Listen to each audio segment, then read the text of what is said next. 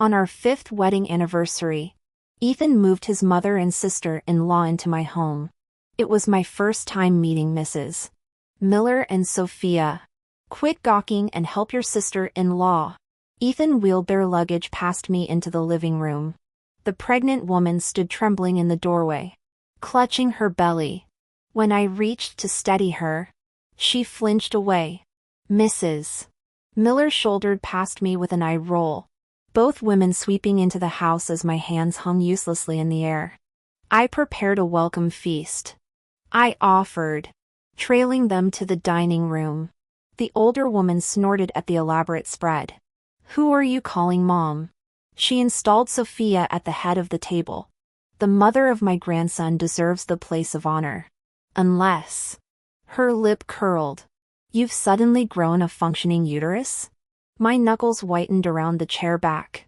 They all knew about the abdominal scars from pulling Ethan from that burning wreckage 5 years ago, the injury that stole my chance at motherhood. Ethan tugged me to the far end. Let's sit here, Olivia. As I reached for the steamed fish, Mrs. Miller's chopsticks clattered against her bowl. How novel, the barren hen thinks she deserves to eat with real women. Across the table, my husband was tenderly feeding skinless chicken to Sophia. I'd never seen him remove poultry skin for anyone. Are you blind? The older woman slammed her teacup. Sophie's drink is cold. Fetch a fresh pot. Sophia demurred weakly. Please don't trouble Olivia. Trouble? Mrs. Miller's laugh cracked like ice. 5 years of freeloading without producing an heir? This is the least she can do. Ethan finally looked up from cooing at Sophia's belly. Enough, Mother. His reproach came 3 insults too late. Later in our bedroom, I placed the divorce papers between us. Ethan scoffed. You're leaving over this petty jealousy? How typically small-minded of you. Olivia. His smirk turned vicious. Sign this instead if you want alimony. Or should I have you evicted in your nightgown? The door burst open before I could answer. Grandfather Miller entered with security, his cane striking marble like a gavel. You've doomed yourself, boy. The real fool here is the man who threw away his golden phoenix. Months later, when bankruptcy filings leaked alongside photos of Ethan weeping outside courthouses, I tweeted the full dossier of his embezzlement proofs. My caption glowed across millions of screens. Patience. Mr. Ex-husband. The universe always collects its debts. Olivia. Go pour some tea for Sophia. Sophia's lips curled slightly as she handed over the teacup. The water inside was scalding hot. I took the porcelain cup and turned to leave when Ethan suddenly spoke with forced cheerfulness. Perfect timing. Since you're already holding the tea, why don't you kneel and serve it properly to your sister-in-law? From now on, you should respect her as you would my own mother. My knuckles whitened around the cup. I laughed softly before draining the bitter tea in one gulp. Turning to the housekeeper, I instructed, bring fresh tea for Mrs. Miller and Sophia. Mother. Sophia. We have staff for these things. No need to trouble yourselves. Ethan's brow furrowed, but he remained silent. The dining room descended into heavy quiet until Mrs. Miller broke the tension. Sophia's carrying the Miller heir now. You'll need to care for her properly in the coming years. My chopsticks froze mid-air. I stared at Ethan, who kept his eyes lowered. We agreed this was just for her prenatal checkups, a 2-day visit at most. His lips pressed into a thin line. Traveling's too risky in her condition. She'll stay with us indefinitely. The air left my lungs like I'd been punched. Without discussing it? This is my house. This is decided. He snapped, irritation flashing across his face. Mrs. Miller sneered. Men lead households. This doesn't concern you.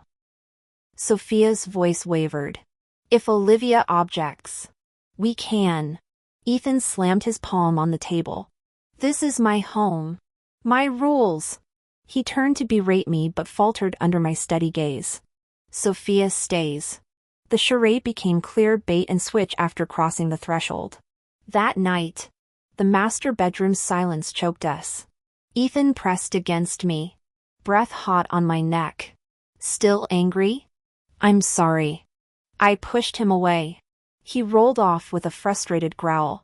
This is for us. When the baby comes, we'll adopt it. Our family problem solved. My blood turned to ice. This man who'd wept at my hospital bed after the accident, who'd vowed eternal childless devotion during our wedding, now plotted to claim his brother's child. Pulling out my phone, I texted grandfather, initiate divorce proceedings. Ethan's rough hands gripped my shoulders. Olivia, be reasonable. His pleading tone couldn't mask the desperation beneath. I shook my head. No need. Let's get divorced. Ethan froze momentarily before letting out a derisive chuckle. You want a divorce just because I asked you to serve tea to my sister-in-law? His voice dripped with impatience, as though I were throwing a tantrum. Since when did you become so petty, Olivia? Just because? My gaze remained steady as I pried his hand off mine. How many more reasons do you need? I methodically laid out years of accumulated grievances, how his mother had snubbed our wedding and refused to see me for 5 consecutive Chinese New Years. How he'd extended his week-long condolence visit for his brother's death into a month-long absence.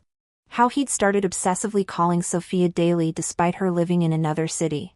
Last month when I had 103 degrees Fahrenheit fever, you left me to accompany her prenatal checkup. I reminded him, my voice surprisingly calm. Today you expect me to treat her like my mother-in-law and casually suggest adopting her child. Ethan's expression darkened when I mentioned taking half the company shares. That's my life's work. He spat. Icy contempt flashing in his eyes. What gives you the right? The seed money came from my savings. I countered evenly. Our first major client? My negotiation. The entire supplier network? My connections. Should I itemize every contribution since 2017? As he spluttered indignantly, his gaze caught the angry red burn on my hand. Why didn't you say something earlier? His tone softened unexpectedly. If caring for Sophia's been too much, we could hire another nanny. The absurdity of his assumption finally broke me. Even now, he thought this was about childcare logistics rather than fundamental disrespect. When I laughed bitterly and pulled away, Ethan looked genuinely perplexed. Then why? That clueless stare extinguished my last flicker of hope. Some chasms could never be bridged. The divorce papers will be delivered tomorrow. Don't forget to sign them. Ethan abruptly stood up, pulling on his robe. Olivia, you're exhausted. We'll discuss this tomorrow. He slammed the door behind him and didn't return all night. This wasn't new.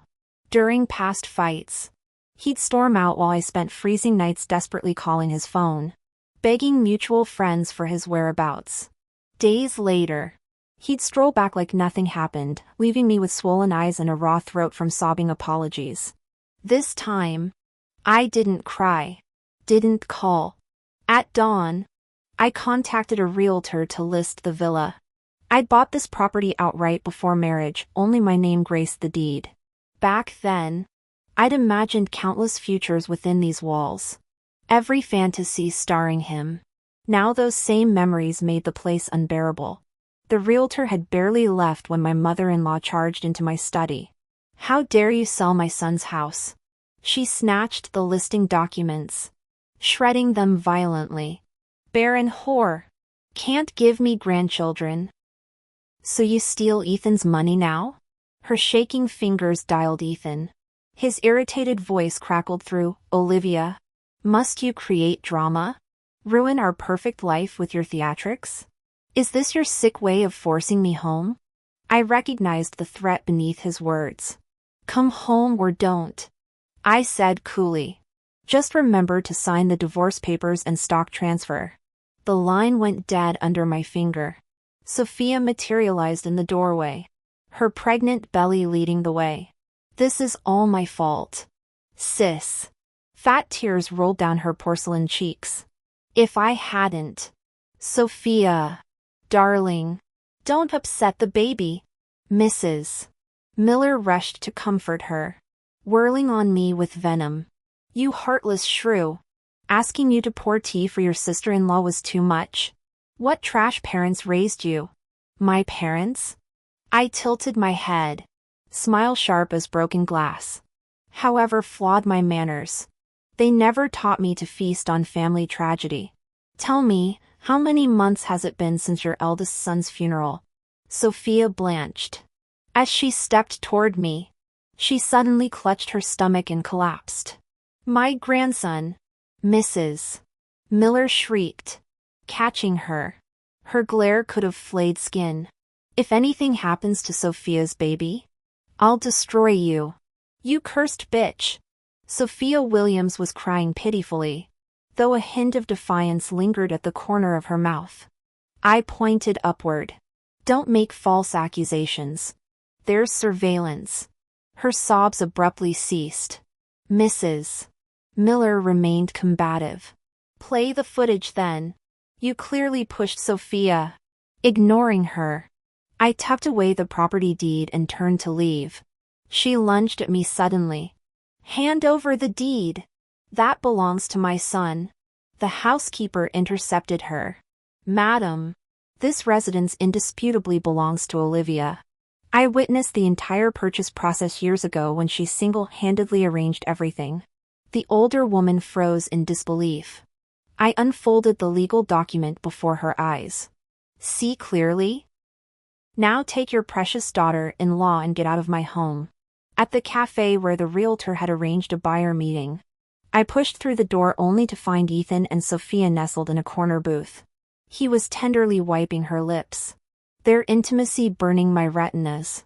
Sophia met my gaze unflinchingly, deliberately pressing closer against Ethan's chest. Pretending obliviousness, I proceeded to negotiate the sale. Later in the restroom, Sophia materialized by the sinks, her tone dripping with false sympathy. Olivia. Since you're divorcing anyway, she caressed her abdomen with mock shyness. This isn't Ethan's brother's child. It's Ethan's.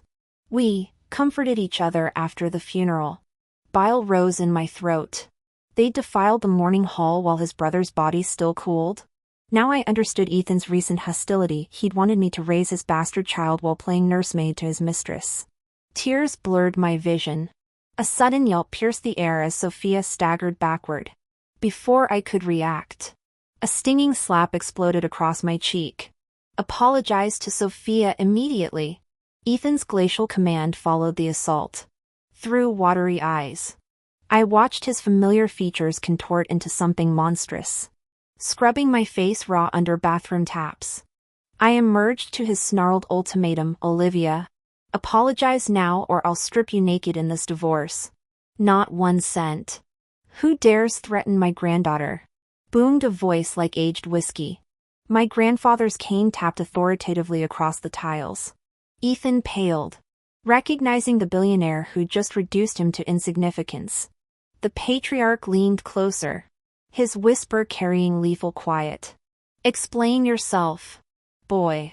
Did you just say my granddaughter won't get a single cent? Ethan's face turned deathly pale.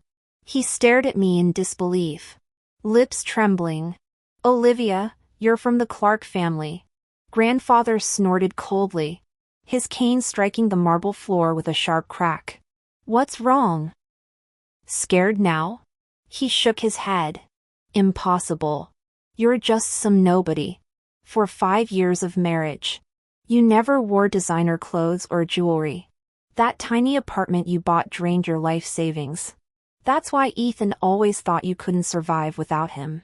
When we first disapproved of your marriage, Grandfather said icily, it was Olivia who insisted on wedding you. We reluctantly agreed to keep the marriage secret and forbid her from revealing her identity. Ethan's pupils contracted violently as if struck by lightning. His mouth opened and closed soundlessly like a suffocating fish. Sophia suddenly doubled over, clutching her stomach with a pained expression. Oh, my stomach hurts so bad. She leaned weakly against Ethan, tears glistening. Ethan, the baby, something's wrong with the baby. This snapped Ethan out of his daze. He hurriedly supported her. Sophia! Are you okay? I'll take you to the hospital. In his panic, he forgot to address her as sister-in-law. Grandfather sneered and raised his hand. The medical team behind him immediately swarmed around Sophia, their professional hands already checking vital signs. Sophia panicked, trying to squirm away. And no need. I just need to rest. The lead physician finished his examination and reported to grandfather. Miss Clark is perfectly healthy. The fetus shows no abnormalities. Grandfather raised an eyebrow. If there's nothing wrong, who were you performing for earlier?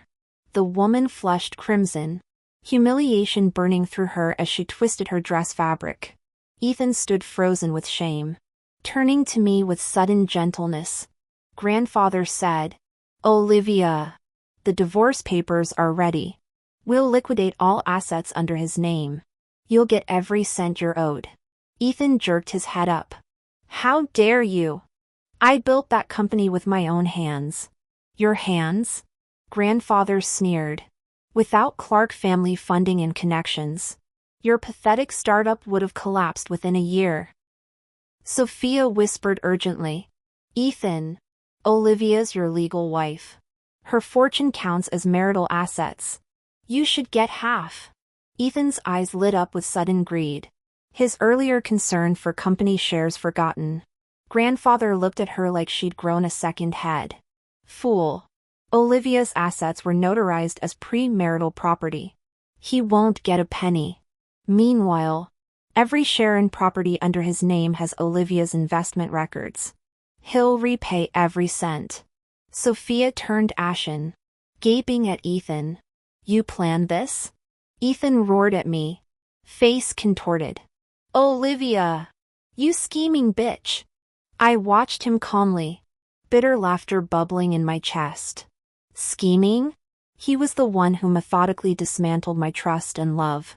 Returning to the Clark family estate with grandfather, my phone began vibrating incessantly the moment we stepped through the wrought iron gates.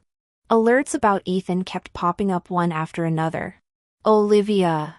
I was wrong. I just felt bad for Sophia being a widow with a child. Come home. I promise I'll listen to you from now on. I'll send Mom and her back to our hometown immediately. He still thought I knew nothing. Truthfully, in Ethan's eyes, I'd always been a fool.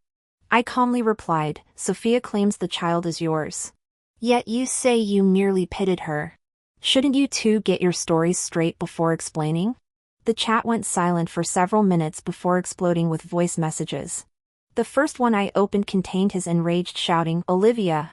Stop slandering me! My relationship with my sister-in-law is completely proper. I stopped listening and was about to block him when Sophia's call came through. The moment I answered, she screeched, Olivia, are you jealous of Ethan's kindness to me? Even with your money. Ethan loves me. You're just an unwanted old hag. I set my phone on speaker and placed it on the couch, leisurely peeling an apple while her tirade continued. When she finally paused, I said, finished? Don't strain yourself, wouldn't want anything happening to the baby. I'm rather looking forward to the show. The line went dead. Instantly, a video notification flashed on my screen. The footage showed Sophia straddling Ethan, her pregnant belly prominently displayed as she performed for the camera. Ethan's eyes remained closed in pleasure, completely oblivious. I emotionlessly forwarded the video to my lawyer. Evidence complete. Expedite the divorce. Then anonymously uploaded it online with a bold caption, Forbidden Love Between Brother's Widow and Her Husband's Brother, accompanied by a dramatic article detailing their funeral home affair. The video went viral overnight. Comment sections erupted. Funeral home affair? This is beyond disgusting. The brother's corpse isn't even cold yet. Long sister-in-law like mother? More like long sister-in-law turned wife. Ethan's company stocks plummeted as partners withdrew. Frantically handling media inquiries only deepened the scandal. His mother discovered the video while browsing, suffered a stroke upon realizing her daughter-in-law and younger son's affair, and was rushed to ICU. Ethan stormed into the Clark residence red-eyed, screaming, "Olivia! Did you do this?" I sipped my tea before meeting his glare. "You two filmed it yourselves. How could I obtain such footage? It's not like I installed cameras in your home or knew when you'd get inspired." His knuckles cracked as he trembled with rage, ultimately slamming the door on his way out. Soon after, I received updates. Ethan dragged Sophia to abort the baby, promising his board he'd resolve the scandal. But when his mother regained consciousness and heard this, she crawled from her hospital bed shrieking, "Kill my grandson and I'll die right here." She understood, having lost her eldest son, she couldn't lose the grandson too. The doctors had hinted it was a boy. Ethan had no choice but to keep the child. The two of them sheepishly posted an online statement claiming that after the eldest brother's death, to continue the Miller family lineage, Mrs. Miller had arranged for him to marry Sophia. They were legally married. Netizens weren't buying it. Continue the lineage? The eldest brother had only been dead 6 months. Yet the baby's already 6 months old? Who do they think they're fooling? They probably hooked up while the brother was still alive. Do they really think netizens are idiots? Ethan, desperate, called me again with pleading desperation in his voice. "Olivia, for the sake of our 5-year relationship, could you backdate the divorce papers and post a statement online for me? My son can't have a mother who's known as a homewrecker." I chuckled coldly. "No. If you had the guts to do it, you should own up to it." With that, I hung up and blocked him. Ethan chose the child, and unsurprisingly got kicked out of the company. Sophia was hospitalized due to online bullying and emotional distress causing an unstable pregnancy. Mrs. Miller had recovered well enough to be moved to a regular ward, but her looks toward Sophia grew increasingly hostile. Where she'd once affectionately called her daughter-in-law, she now dripped sarcasm with every word. "Some people are nothing but bad luck ruined my son's career. If you hadn't seduced Ethan, would our family be in this mess? I must have committed sins in a past life to bring this whore into our home." Sophia couldn't tolerate this humiliation and turned to Ethan in tears. But Ethan was drowning in his own problems and had no energy to deal with her. "Mom's not wrong. Just bear with it." Sophia stared at him in disbelief. "You think so too?"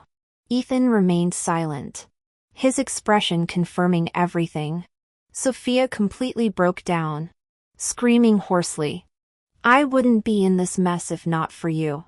How dare you blame me?" She tried to shove Ethan, but he dodged, causing her to lose balance and fall. Blood quickly pooled beneath her. The baby was gone. As Sophia wailed in anguish, Ethan actually felt relieved. In his heart, he believed it was an ill-fated child that shouldn't have existed. When Mrs. Miller heard, she nearly passed out from rage. Stumbling to the hospital room, she slapped Sophia across the face. "You jinx! My grandson's dead yet you still dare breathe?" Ethan stood nearby, gaze icy as if this concerned someone else entirely. Lying on the hospital bed, Sophia stared vacantly at the ceiling before suddenly laughing. "This is all Olivia's fault. If she hadn't leaked our video online." Ethan finally reacted with irritation. "Wasn't that you who sent it to her?" Sophia turned her head slowly, features twisted with fury. "Even now you defend her? She destroyed your family." Ethan fell silent again. Blame Olivia? No, the fault was clearly his own. Why had he gotten drunk that day? Why couldn't he control himself with Sophia? The doubts kept growing stronger. He had never been a reckless man, nor prone to drunkenness. With his eldest brother freshly buried, grief should have consumed him entirely. Yet there he was, defiling the memorial service. Ethan finally spoke, his voice laced with accusation. "Did you put something in my drink that night?" Sophia turned her head, lips curling in mockery. What? Did I drag you inside me myself? Now you're playing the victim? The crude retort made the nearby nurse blush crimson before fleeing the room. Ethan's face darkened with disgust as he stormed out. Only when the last footsteps faded did Sophia's facade crack. Quiet sobs shaking her shoulders. Wiping her tears, she dialed the rival corporation of Clark Enterprises. I have a proposition. Are you interested? I was sipping coffee at home when the unknown number buzzed. Beware, Sophia. Don't go out alone. I snorted at the message before deleting it. Typical Ethan. Pretending concern after everything. The next afternoon at the mall, black-clad figures forced me into a van, blindfolded and shoved into a derelict warehouse. I blinked as the hood was torn off to reveal Sophia's triumphant sneer. Her flat stomach mocked recent tragedies as she leaned close. Olivia. She purred, manicured nail tracing my cheekbone. Never imagined this. Did you? Her entourage of thugs shifted behind her. I'll make you beg for death before we're through. I laughed outright. You? The woman who clings to Ethan like life support? Her palm flew toward my face, interrupted by splintering wood. Police swarmed in as security teams subdued the goons. Sophia. An officer barked. You're under arrest for kidnapping and assault. This was your scheme? She shrieked while being wrestled to the ground. Dusting off my sleeves, I smiled.